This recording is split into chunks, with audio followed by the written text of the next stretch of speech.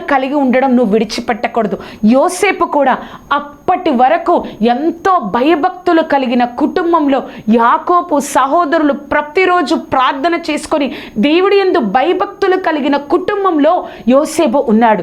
కానీ ఒక్క రోజులోనే ఏం జరిగింది అంటే ఆ యొక్క ప్రాంతం మారిపోయింది. అక్కడ దేవుడు తెలుసు అన్న వారు ఎవరు లేరు.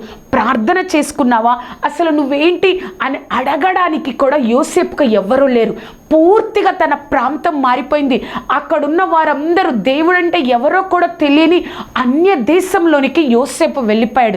కానీ అక్కడ ఎవరు ప్రార్థన చేసినా, ఎవరు నమ్మకం ఉంచినా, నమ్మకం ఉంచకపోయినా కూడా యోసేపు మాత్రం అక్కడున్న ఆ యొక్క ఐగుప్తు దేశంలో ఉన్న సంవత్సరాలన్నీ పరిపూర్ణంగా దేవుడి మీద ఆధారపడ్డాడు.